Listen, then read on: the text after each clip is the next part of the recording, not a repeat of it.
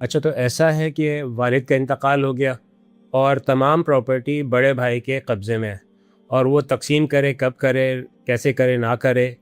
تو اس پراپرٹی پہ کس کا حق زیادہ بنتا ہے؟ دیکھیں، یہ ہمارے معاشرے میں یہ بھی ایک بڑی صورتحال ہے کہ ابا فوت ہوئے.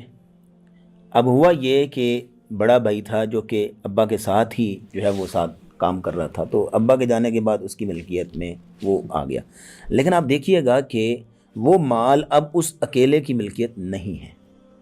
جیسے ہی باپ کی آنکھیں بند ہوئیں، وہ مال آٹومیٹکلی باقی سب کی ملکیت میں ٹرانسفر ہو جاتا ہے، وہ سب کی ملکیت بن جاتا ہے، اس اکیلے کی ملکیت نہیں. اگر یہ بندہ یوز کر رہا ہے تو اٹ مینز کہ یہ باقی سب کا حصہ جو ہے وہ، یہ کہنے کو تو کہے گا میرے ابا کا تھا، یہ میرے ابا کی گاڑی ہے، ہاں یہ میرے ابا کا مکان، یہ کہنے کو ہے. لیکن حقیقت میں جیسے ہی ابا دنیا سے گئے، وہ سارے وارثوں کی ملکیت میں آٹومیٹکلی چلا گیا، سب کی ملکیت بن گیا، صرف اکیلے کی ملکیت نہیں. اور پھر یہ ہے کہ اس میں جتنا تاخیر کریں گے، کیونکہ ہوتا یہ ہے کہ بعض اوقات ہمارے معاشرے میں یہ صورتحال ہے کہ جب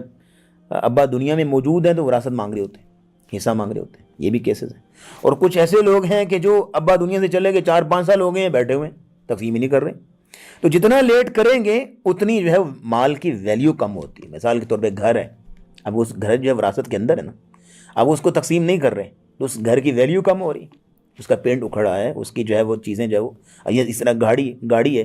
تو گاڑی جو ہے وہ یوز ہو رہی،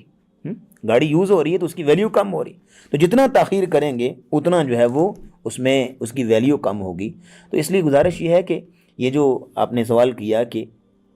بیٹا جو ہے وہ، بڑا بھائی جو ہے وہ مالک بن کے بیٹھ جاتا ہے، تو اس کی اکیلے کی ملکیت نہیں ہے، وہ سب کی ملکیت ہو جاتا ہے، اور وہ سب کو جو ہے وہ تقسیم کرنا ضروری ہو جاتا ہے.